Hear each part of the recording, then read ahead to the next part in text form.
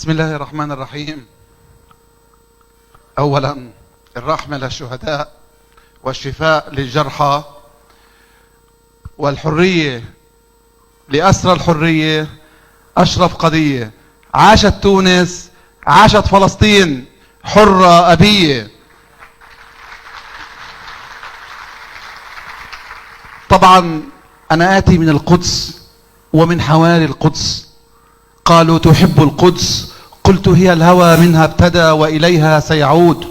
وأنا في أرض القدس أرفع رايتي وبنو أبي مثلي هناك سجود. يا رب أنت وعدتني، يا رب أنت وعدتني فصدقتني، بيني وبينك موثق وعهود.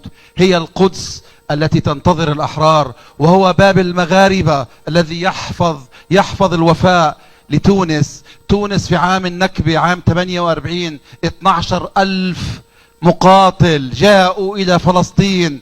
بالروح وبالدم نفديك يا فلسطين، وبالروح وبالدم نفديك يا فلسطين. هذا هو التونسي.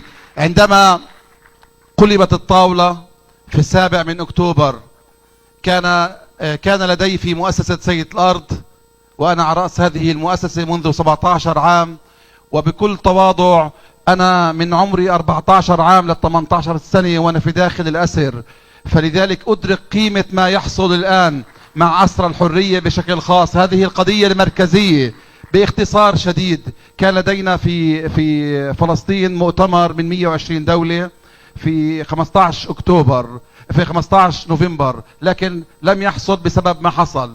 ما حصل الآن هو في غاية الأهمية. نحن على مفترق طرق هناك في فلسطين، ونعم هذا العنوان الرئيسي اللي سنتحدث عنه غدا، بأن من تونس هنا فلسطين.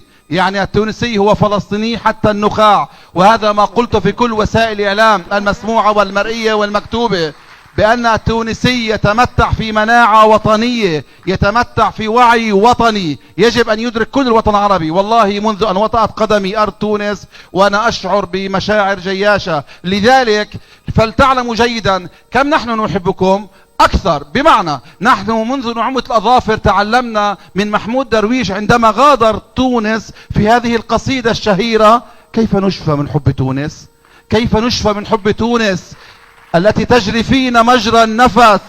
شكرا تونس، لكن لم أسمع شكرا يوما بين عزيزين، لم أسمع شكرا يوما بين عزيزين. تحية من القلب من هناك باسمي وباسم كل الأحرار، باسمي وباسم كل الشرفاء هناك. أخيرا أقول لكم نحن باقون هناك كما بقي الزعتر والزيتون. وأيضا تعلمنا وحفظنا النشيد الوطني التونسي: إذا الشعب يوما أراد الحياة فلا بد،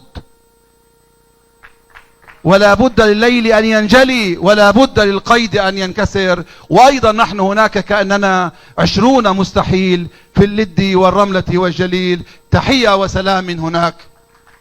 شدوا بعضكم يا أهل فلسطين، شدوا بعضكم، ما ودعتكم رحلة فلسطين، ما ودعتكم.